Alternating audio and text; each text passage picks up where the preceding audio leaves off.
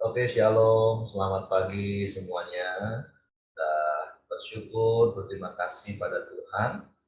Pagi hari ini kita boleh bangun dengan tubuh yang diberkati, dengan kekuatan kesehatan yang baru yang datang daripada Tuhan. Kita bersyukur, roh kita terus menyala-nyala untuk melayani Tuhan. Dengan pujian penyembahan kita, dengan cara hidup kita mau sama-sama bersyukur kepada Tuhan pagi hari ini. Kita mau sama-sama memuji Tuhan, menyembah Tuhan. Sebab sungguh besar anugerahnya dalam hidup kita. Sungguh besar kasih karunia-Nya berlimpah dalam hidup kita. Dan kalau kita boleh ada sebagaimana kita ada pagi hari ini, semua karena anugerah dan kebaikan-Nya.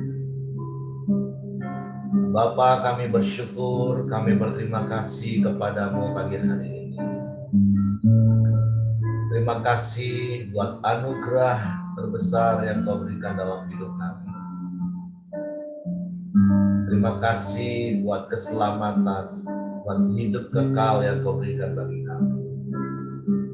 Semua kau berikan dengan cuma-cuma bagi kami.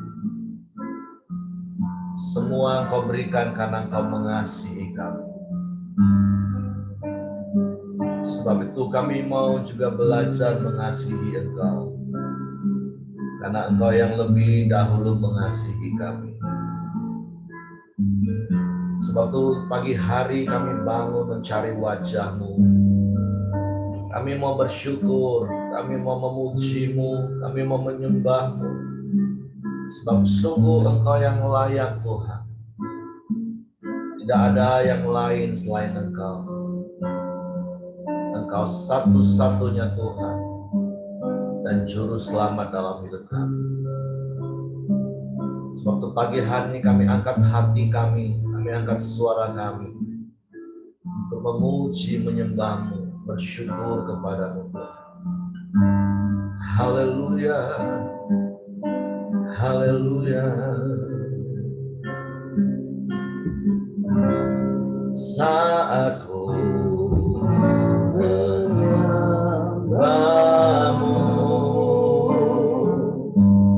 Roh-Mu bekerja.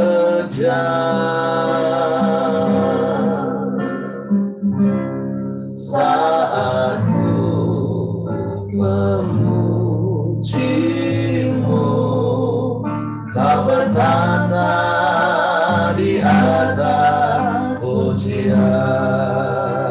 Sekali mari katakan, saat ku menyembah-Mu, saat ku menyembah-Mu,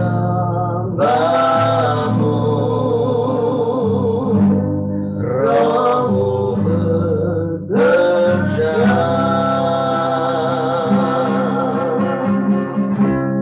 Saat ku memuji-Mu, Kau bertata di atas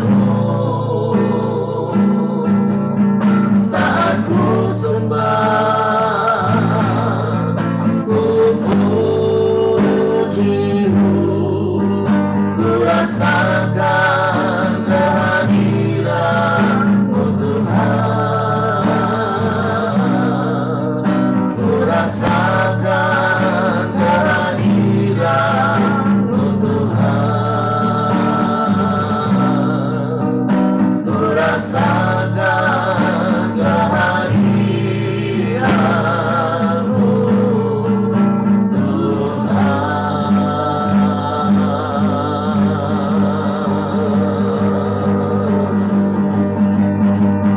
Haleluya.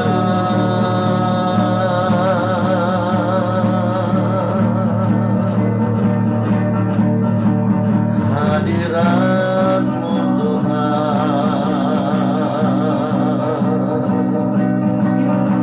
kami rasakan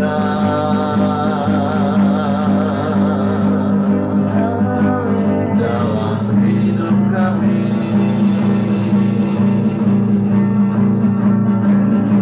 Kami memuji, kami menyembah,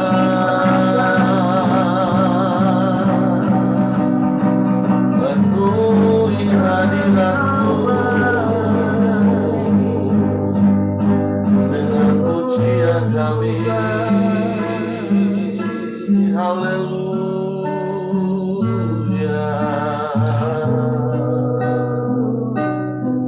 Kami angkat suara kami memuji-Mu, sebab Kau bertahta atas pujian kami Tuhan. Kau bersemayam atas penyembahan kami. Haleluya.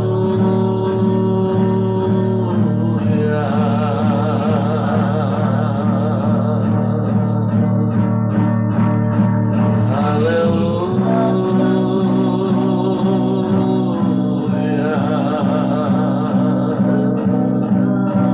Kami sembah, kami sembah,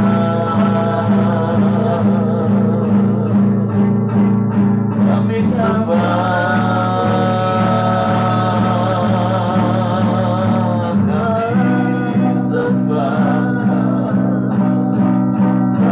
Sebab tidak ada Allah yang seperti-Mu,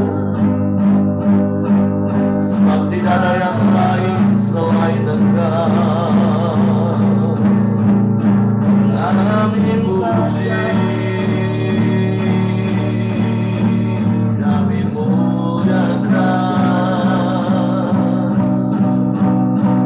kami tinggikan Kau Yesus.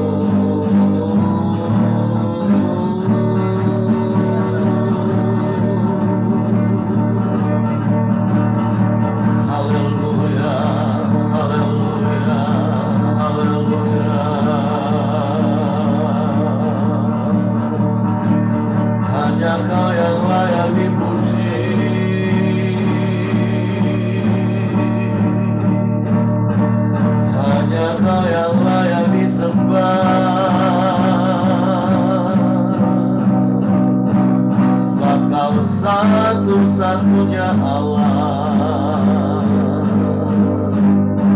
Kau satu-satunya Tuhan,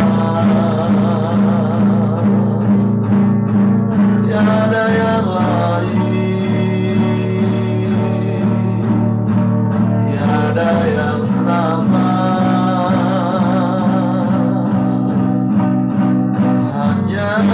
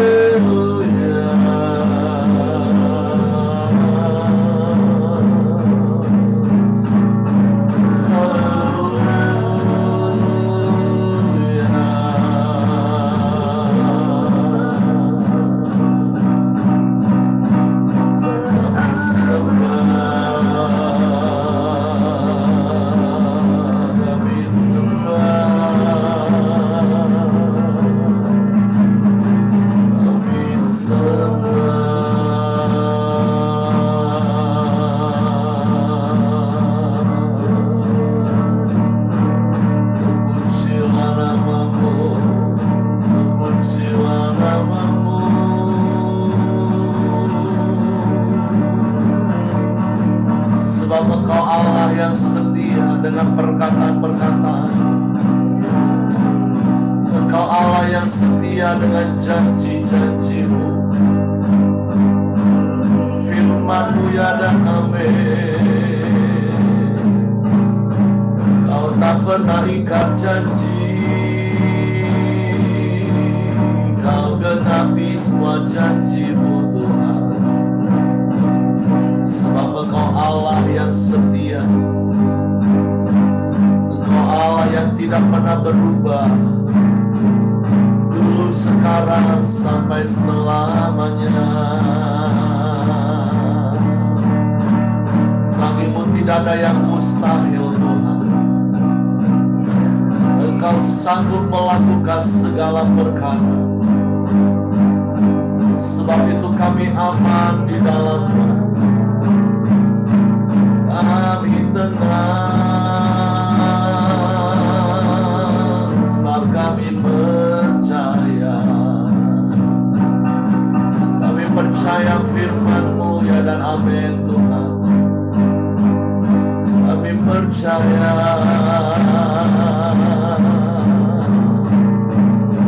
Kami bersyukur. Kami bersyukur. Kami sembah. Kami sembah. Haleluya.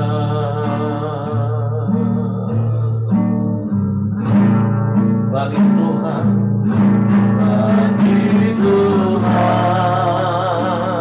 tak ada yang mustahil. Bagi Tuhan tak ada yang tak mungkin. Mujizatnya disediakan bagiku, ku diangkat dan dipulihkannya. Sebab itu kami mau yakin akan setiap perkataan firman-Mu Tuhan. Ku yakin saat Kau berfirman, amin.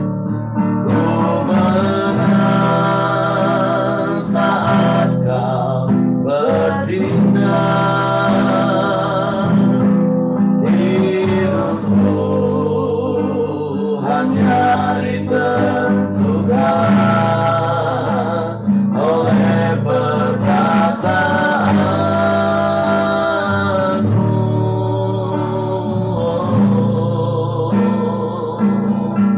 Ku aman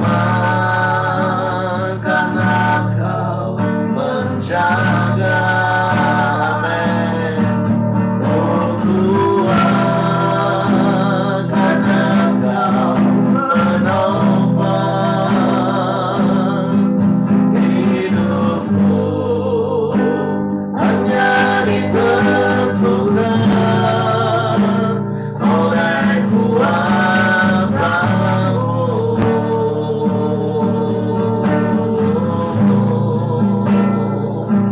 Bagi Tuhan tak ada yang mustahil. Bagi Tuhan tak ada yang tak mungkin. Mujizatnya disediakan bagiku, ku diangkat dan dipulihkannya. Sungguh kami mau percaya pada setiap firman-Mu Tuhan. Ku yakin saat Kau berfirman, ku menang saat Kau bertindak. Hidupku hanya ditentukan oleh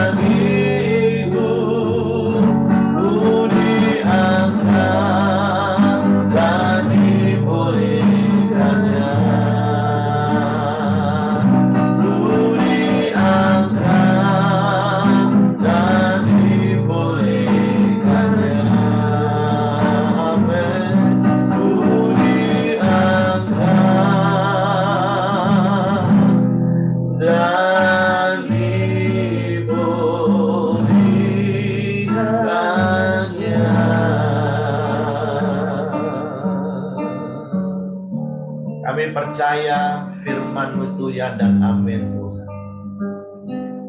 Sebab firman-Mu itu adalah pribadi-Mu.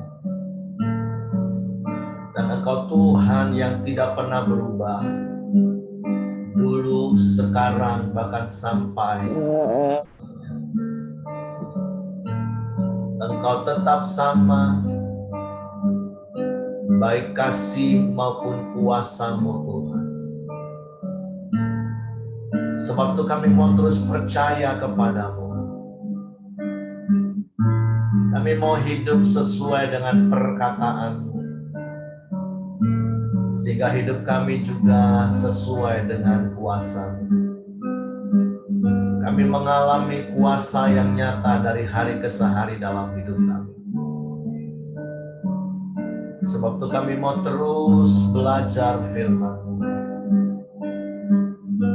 Pagi hari ini kami mau buka hati kami lagi untuk firman-Mu. Karena sungguh firman-Mu itulah pegangan hidup kami. Sungguh firman-Mu itulah pelita bagi jalan-jalan kami. Sungguh firman-Mu itu adalah penghiburan bagi kami. Sungguh firman-Mu itu adalah jawaban bagi setiap persoalan kami. Sungguh firman-Mu itu adalah sumber hikmat bagi kami. Untuk kami menyelesaikan setiap permasalahan kami. Sebab Engkaulah segala-galanya bagi kami. Sebab itu kami buka hati kami pagi hari untuk firman-Mu. Roh Kudus tolong kami untuk mengerti firman-Mu. Untuk kami memahami firman-Mu. Sehingga kami percaya firman-Mu. Dan kami melakukan firman-Mu. Dalam nama Yesus Tuhan kami bersyukur. Haleluya, haleluya, haleluya. Amin. Oke, silakan Pak Ramli. Ya, puji Tuhan, salam semua Bapak Ibu yang saya hormati dan rekan-rekan sekalian. Pagi ini bahan saat teduh kita diambil dari Yohanes 7 ayat 37 sampai ayat 39 tentang air sumber hidup. Saya akan bacakan bagi kita. Dan pada hari terakhir, yaitu pada puncak perayaan itu, Yesus berdiri dan berseru, "Barang siapa haus, baiklah ia datang kepadaku dan minum. Barang siapa percaya kepadaku, seperti yang dikatakan oleh kitab suci, dari dalam hatinya akan mengalir aliran-aliran air hidup." Yang dimaksudkannya ialah roh yang akan diterima oleh mereka yang percaya kepadanya. Sebab roh itu belum datang karena Yesus belum dimuliakan. Ya, jadi ayat ini dengan jelas mengatakan kepada kita bahwa setelah hari Pentakosta, setelah Yesus dimuliakan, turunnya Roh Kudus, maka setiap orang yang percaya kepada Yesus juga otomatis ya menerima Roh Kudus. Setiap orang yang percaya kepada Yesus, menerima Yesus, dia tentunya satu paket menerima Roh Kudus di dalam dirinya. Nah, ketika Roh Kudus ada di dalam diri seseorang, ya dikatakan barang siapa haus berarti dia sadar dia butuh sesuatu, dia butuh minum, dia butuh air, dia butuh pertolongan. Yesus mengundang, baiklah ia datang kepadaku dan minum dan menerima Yesus, menerima Roh Kudus. Di dalam dirinya ada dikatakan sumber air, ya. Tentu dia memiliki sumber air itu dan tidak akan haus lagi. Kita bersyukur ya kalau kita punya Yesus, sebenarnya itu kita memiliki segala-galanya, ya. Yesus sudah cukup bagi kita, ya. Nah, ini tentu bisa kita kupas lebih dalam lagi, ya. Tapi dikatakan ayat yang ke-38, barang siapa percaya kepadaku, seperti yang dikatakan oleh kitab suci, dari dalam hatinya akan mengalir aliran-aliran air hidup.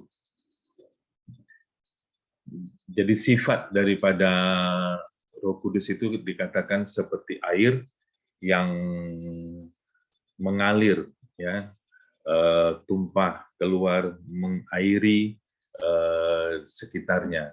Tentu saja kalau kita di dalam diri kita ada Tuhan, ada Roh Kudus, ya,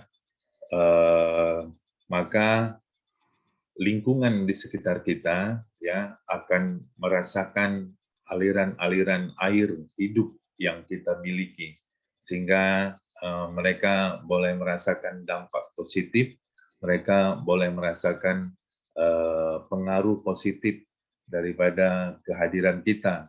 Karena apa? Karena kita memiliki sumber air kehidupan itu. Kita memiliki Roh Kudus di dalam diri kita. Tentu itu mengalir keluar di dalam diri kita, bisa dirasakan, bisa dilihat, dan bisa dinikmati. Ya. Dalam konteks yang lain, saya teringat apa yang dikatakan Yesus di dalam Matius 5, ayatnya yang ke berapa ya? Ayat yang ke-13. Matius 5 ayat yang ke-13. Kamu adalah garam dunia. Jika garam itu menjadi tawar, dengan apakah ia diasinkan? Tidak ada lagi gunanya selain dibuang dan diinjak orang. Kamu adalah terang dunia. Kota yang terletak di atas gunung tidak mungkin tersembunyi.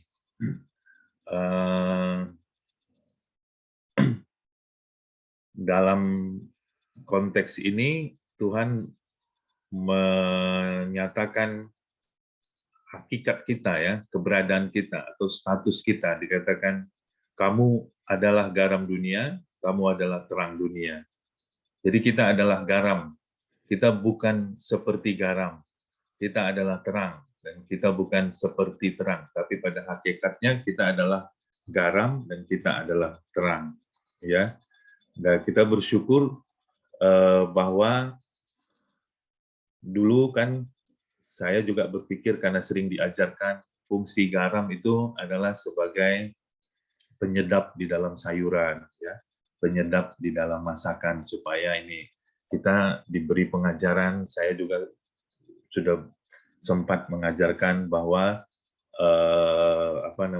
garam itu kalau di dalam sayuran walaupun tidak kelihatan tapi memberi dampak, ya, memberi rasa, gitu, seperti itu, ya. Kita walaupun orang Kristen kecil tidak dianggap tapi dapat memberi pengaruh, ya. Ya, tentu itu sah-sah saja, ya. Tetapi kalau kita baca sungguh-sungguh ayat ini, ya, tidak ada hubungannya ternyata dengan sayuran, dengan masakan, ya. Dan kalau kita cari kata garam di dalam Alkitab, maka banyak sekali muncul di Perjanjian Lama fungsi garam, ya. Fungsi garam itu ternyata adalah salah satunya digunakan untuk sebuah ritual, ya. Ritual kalau sebuah kerajaan pergi berperang melawan kerajaan lain, nah kerajaan yang lain itu dia taklukkan, dia kalahkan, maka ritual berikutnya adalah kerajaan yang menang itu menaburi garam di tanah daripada kerajaan yang ditaklukkan. Nah, fungsinya apa? Ya, fungsinya adalah untuk supaya jangan ada lagi kehidupan tanaman-tanaman, ya, di kerajaan itu, supaya tidak memberi kesempatan kepada kerajaan itu untuk membangun hidupnya kembali. Nah, tentu saya menafsirkan seperti ini. Kalau kita ada di suatu tempat dimanapun Tuhan menempatkan kita, di pekerjaan, ya, di bisnis atau dimanapun ya. Nah, kita punya sebuah kuasa, sebuah power menjadi garam, di mana kita bisa membunuh budaya buruk, membunuh iklim buruk, membunuh penguasa-penguasa buruk yang ada di tempat itu, sehingga kerajaan Tuhan atau kuasa Tuhan, sehingga hal-hal baru, atmosfer baru bisa kita tanam di dalam lingkungan kerja kita. Kita punya power, kita punya dampak, kita punya pengaruh yang positif di tempat itu. Kalau di tempat itu mungkin selama ini orang yang malas-malasan, mudah-mudahan dengan kehadiran kita ada atmosfer yang tekun, yang rajin. Kalau di tempat itu banyak gosip, tentu dengan kehadiran kita ya menjadi tidak ada lagi yang sering menceritakan orang lain. Kalau di tempat itu selalu ada korupsi, tidak jujur ya dalam banyak hal, dengan kehadiran kita bisa memberi dampak yang positif. Dan tentunya yang terakhir adalah kita bisa membawa Tuhan di lingkungan kerja kita, ya. Nah, kalau kita lihat di dalam Hakim-Hakim 9 ayat 45, ya, di situ diceritakan bagaimana Abimelek berperang sehari-harian, ya, melawan sebuah kerajaan, dan ketika dia taklukkan, maka dia menaburkan garam di tanah yang dia taklukkan tersebut. Tapi di sisi yang lain, di dalam 2 Raja-Raja 2 ayat 21 ya, ada kisah yang menarik ya. Kemudian pergilah ia ke mata air mereka dan melemparkan garam itu ke dalamnya serta berkata, beginilah firman Tuhan, telah kusehatkan air ini, maka tidak akan terjadi lagi olehnya kematian dan keguguran bayi. Demikianlah air itu menjadi sehat sampai hari ini sesuai dengan firman yang telah disampaikan Elisa. Jadi kalau kita baca perikop ini adalah kisah di mana Elia, ya, gurunya Elisa, sudah naik ke surga, tinggal Elisa sendiri, dan kemudian masyarakat rakyat Jericho pada waktu itu melapor bahwa mereka memang punya kota yang baik, tetapi ada sungai di mana airnya nggak bagus, sering terjadi kematian dan keguguran bayi di sana. Mereka melapor kepada Elisa, dan Elisa pergi ke sungai itu, mendoakan dan menaburkan garam di sungai itu, dan apa yang terjadi? Sungai itu menjadi sehat kembali, tidak ada lagi kematian dan keguguran bayi di situ. Nah, saya menafsirkan kalau kita dikatakan sebagai garam dunia ya oleh Tuhan, maka fungsi kita luar biasa. Kita bisa menghalau kematian, ya, menghalau kematian rohani, ya, membawa kehidupan kembali, membawa kebangkitan kembali, membawa semangat yang baru, ya, di dalam lingkungan kerja kita. Jadi kembali lagi kepada air sebagai sumber hidup, ya. Di dalam diri kita ada Roh Kudus yang siap untuk mengaliri di sekitar kita, ya. Dan kita tahu bahwa fungsi kita sebagai garam dan terang dunia, ya, dikatakan juga sebagai terang. Terang itu nggak bisa disembunyikan, ya, harus ditaruh di atas supaya sekitarnya bisa kelihatan, sehingga orang-orang yang ada di sekitar kita bisa melihat terang itu dan mendapatkan manfaat dari terang itu. Artinya apa juga? Artinya kita tidak boleh menyembunyikan diri, kita tidak boleh berdiam diri di lingkungan kerja kita. Kita harus menunjukkan identitas kita sebagai orang Kristen, sebagai anak Tuhan, supaya mereka boleh melihat terang kita dan boleh merasakan manfaat daripada kehadiran kita di tempat itu. Jadi dua hal ya yang bisa kita pelajari dari ayat ini, Yohanes 7:37-39. Yang pertama, di dalam diri kita ada air hidup, berarti itu sudah cukup sesungguhnya bagi kita. Kita tidak perlu takut, kita tidak perlu khawatir, kita sudah memiliki sumbernya, kita memiliki segala sesuatu. Jangan pernah takut, jangan pernah khawatir akan masa depan kita, ya, dan lain sebagainya. Yang kedua, ya, sifat daripada Roh Kudus itu seperti air, ya. Kalau benar di dalam diri kita ada Roh Kudus, ada Tuhan, tentu itu kelihatan, ya, bisa meluap keluar, mengaliri di sekitar kita, dan sekitar kita bisa merasakan kehadiran kita, ya, seperti dampak daripada garam dan terang yang dikatakan di dalam Matius 5 tadi. Itu saja yang bisa saya sampaikan, Pak Heri. Saya serahkan kembali kepada Pak Heri. Tuhan memberkati. Oke, terima kasih Pak Ramli buat sharing firman Tuhan pagi hari ini. Jadi jelas seperti apa yang Pak Ramli tadi sudah sampaikan. Hubungan harian kita pagi hari ini mengingatkan dan meneguhkan kita, setiap kita orang-orang yang percaya kepada Yesus sebagai satu-satunya Tuhan dan Juru Selamat, dan memberi diri dibaptis, maka seperti Kisah Rasul pasal 2 ayat 37 sampai 39, maka kita menerima karunia Roh Kudus. Roh Kudus diberikan dalam hidup kita. Ya, tentu kalau di dalam konteks Yohanes 7 ayat 38, 39, ayat 39 khususnya, memang dikatakan pada waktu itu Roh Kudus belum diberikan karena memang Yesus belum disalibkan, Yesus belum dimuliakan, bahasa Yohanes 7 ayat 39. Tapi bagi kita yang ada hari ini, seperti Kisah Rasul pasal 2 ayat 37 sampai 39 katakan, ketika orang-orang yang ada di Yerusalem pada waktu itu mendengar pada hari raya Pentakosta, murid-murid dipenuhi dengan Roh Kudus, dan kemudian Petrus dan ke-11 rasul menjelaskan tentang Yesus, siapa itu Yesus dan apa yang dilakukan Yesus, yaitu mati di kayu salib, mencurahkan darah, menghapus dosa, menebus hidup kita, sehingga pada artinya orang-orang yang ada pada waktu itu berkata dan bertanya kepada ke-11 rasul, 12 rasul tersebut, apa yang harus kami perbuat? Dan Petrus dengan ke-11 rasul menjawab, hendaklah kamu bertobat dan percaya dan memberi dirimu dibaptis, maka kamu akan menerima karunia Roh Kudus yang dijanjikan itu. Dan ayat 39 katakan, bukan saja bagi kamu, bagi orang-orang yang ada pada waktu itu maksudnya, tetapi bagi anak-anakmu, dan bagian terakhir, bagi semua orang sebanyak yang akan dipanggil kemudian. Artinya itu termasuk kita, orang-orang yang percaya kepada Yesus sebagai satu-satunya Tuhan dan Juru Selamat dalam hidup kita.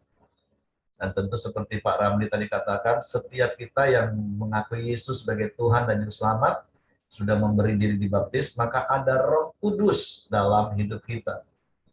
Karena fungsi Roh Kudus, kalau kita merujuk pada Yohanes pasal 16 ayat 13 nanti adalah menuntun kita, membawa kita kepada seluruh kebenaran firman Tuhan.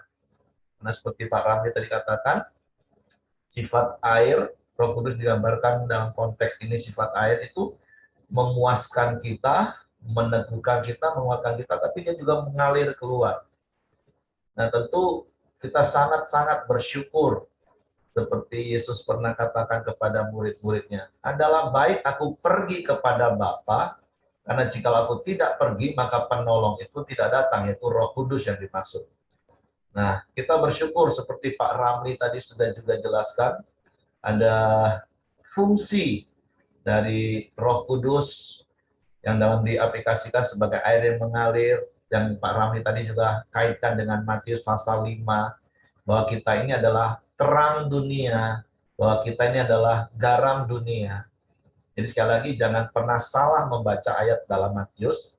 Ayat itu Yesus tidak pernah berkata, jadilah terang dunia, jadilah garam dunia. Enggak. Seperti Pak Ramli tadi katakan, kita inilah terang dunia, kita inilah garam dunia. Nah sebagai terang, ya fungsi terang jelas, menerangi. Sehingga Pak Ramli tadi katakan, ya jangan menjemunyikan identitas kita. Walaupun kita minoritas. Terus berfungsilah sebagai garam. Ya tentu ada begitu banyak fungsi garam. Baik seperti yang Pak Rami katakan di awal, memberi rasa. It's okay, nggak salah juga. Atau kalau merujuk dari firman Tuhan, Perjanjian Lama yang Pak Ramli tadi katakan, fungsinya itu adalah untuk sebuah tindakan yang dilakukan ketika menginvasi satu negara, terus mentahirkan air. Bahkan Kak Emilia juga pernah mengajar, garam selalu dipakai pada waktu zaman dulu ketika orang Israel, karena makanya saya setuju dalam konteks ini ya, ini bukan hal yang serius, tapi ada orang ngomong gini, orang Tapanuli itu memang keturunan Yahudi. Nah, salah satu hal yang sama itu, kalau yang pernah besar di kampung, saya sih juga cuma dengar dari teman-teman sekolah kitab berapa puluh tahun yang lalu. Kalau dulu kalau kita kampung-kampung, maaf, sebelum ada jamban, jadi kalau maaf, kalau mau BAB itu dikasih tempurung sama tongkat. Jadi ke kebun-kebun, ke semak-semak, buang hajat, nah ditutup. Nah tongkat untuk apa? Kalau ada babi yang mau nyerodok. Nah, seperti Pak Simon juga pernah cerita beberapa hari yang lalu, itu di Bangka juga seperti itu kan, hati-hati. Kalau kita buang hajat, babi itu bisa langsung nyosor nanti. Nah, maka sebab tongkat. Nah, kalau orang Israel enggak, ketika mereka buang hajat waktu itu mereka bawa garam. Nah, maaf, setelah mereka selesai, maka kotoran mereka itu akan ditaburi dengan garam. Fungsinya apa? Untuk mematikan bakteri dan kuman yang merugikan, dan pada akhirnya kotoran itu akan jadi pupuk. Sama seperti yang dijelaskan Pak Ramli tadi juga. Kehadiran kita itu harus menggarami, membawa sebuah dampak yang baik. Kalau tadi banyak gosip di situ, ketika kita datang, benih bakteri gosipnya mati. Yang ada adalah perkataan-perkataan yang membangun. Kalau tadi di situ banyak bakteri malas, ketika kita datang sebagai garam, maka kemalasan itu nggak bertumbuh lagi. Yang muncul adalah orang-orang yang rajin. Nah, seperti itulah fungsi Roh Kudus menolong kita. Makanya seperti saya katakan tadi, sekali lagi saya meneguhkan Roh Kudus sudah ada dalam hidup setiap kita. Dan fungsi Roh Kudus itu memimpin, menuntun kita pada seluruh kebenaran firman Tuhan. Dan kalau kita kaitkan dengan Galatia pasal 5, di situ ada buah roh. Nah, artinya apa Bapak Ibu? Ketika ada Roh Kudus dalam hidup kita, maka seharusnya orang-orang di sekitar kita itu menikmati buah roh itu ada dalam hidup kita. Yaitu orang-orang merasakan kasih, sukacita, damai sejahtera, kesabaran, kemurahan hati, kebaikan, kelemah lembutan, kesetiaan, dan penguasaan diri hidup kita. Nah, saya berdoa pagi hari ini untuk setiap kita, sekali lagi karena Roh Kudus sudah ada dalam hidup kita, maka jangan hambat Roh Kudus dalam hidup kita.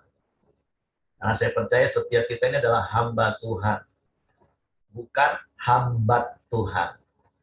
Begitu juga dengan karya Roh Kudus. Mari izinkan Roh Kudus itu mengalir seperti ayat 38 tadi katakan. Jadi Roh Kudus itu bukan hanya untuk memuaskan diri kita yang haus, tapi ayat 38 katakan Roh Kudus itu akan seperti aliran-aliran yang mengalir. Nah, karena saya perhatikan ada begitu banyak orang Kristen, konsepnya baru sampai ayat 37. Artinya Roh Kudus itu hanya untuk sekedar memuaskan dirinya. Rasanya kalau dia berdoa, apalagi berbahasa roh, rasanya exciting banget Bapak Ibu. Rasanya ada damai, sejahtera, sukacita, dan dia puas. Iya, itu nggak salah Bapak Ibu. Silahkan. Itu nggak salah. Tapi ingat, Roh Kudus bukan cuma untuk kita. Roh Kudus dikatakan ayat ini akan menjadi seperti mata air yang akan mengalir keluar. Apa keluarnya? Action kita Bapak Ibu. Makanya seringkali saya ngomong, saya ajar kepada jemaat, ukuran kerohanian seseorang bagi saya, ini bagi saya, tolong digarisbawahi. Bukan hebatnya dia berbahasa roh Bapak Ibu. Tapi ukuran kerohanian seseorang bagi saya menurut firman yang saya pahami adalah karakter. Apakah karakternya itu memancarkan buah roh? Apakah karakternya memancarkan Kristus? Jadi sekali lagi nggak salah, memang ayat 37 katakan roh itu akan memuaskan kita, karena kita haus. Roh Kudus yang memuaskan hasrat jiwa kita. Hingga ketika kita berdoa, kita sama-sama beribadah menyembah Tuhan, oh ada kelegaan, ada kepuasan. Tapi jangan stop di situ maksudnya. Artinya hari-hari hidup kita benar-benar Roh Kudus itu mengalir kuasanya, kasihnya, buahnya, karakternya itu mengalir Bapak Ibu. Makanya Paulus pernah nasihati kepada jemaat di Tesalonika, jangan padamkan roh. Artinya jangan menghambat karya roh itu untuk keluar dari hidupmu. Karena ketika karya Roh Kudus itu mengalir keluarlah, orang-orang akan melihat, orang-orang akan merasakan secara nyata seperti apa yang Pak Ramli tadi sampaikan. Hidup kita benar-benar berdampak dan jadi berkat. Jadi bukan cuma berhenti di ayat 37 kalau di gereja kita rasanya sampai merinding-merinding mengalami hadirat Tuhan, mengalami kuasa Roh Kudus. Tapi jangan sampai di luar gedung gereja kita membuat orang meradang karena tidak ada aliran kasih yang mengalir, tidak ada aliran kuasa yang mengalir. Tapi pagi hari ini, sekali lagi biarlah firman Tuhan mengingatkan kita, Roh Kudus sudah ada dalam hidup kita, Roh Kudus yang akan memuaskan hasrat jiwa kita, sehingga kita terus bersuka cita, punya damai sejahtera. Tapi ingat yang berikutnya, Roh Kudus itu kasih dan kuasanya harus nyata mengalir keluar. Sehingga orang-orang di sekeliling kita, seperti bahasa Pak Ramli tadi, mereka benar-benar merasakan ada Tuhan, ada roh Tuhan dalam hidup kita. Itu saja yang ingin saya tambahkan. Mungkin Bapak Ibu yang lain mau tambahkan sesuatu, apa yang didapat dari ayat-ayat firman Tuhan pagi hari ini.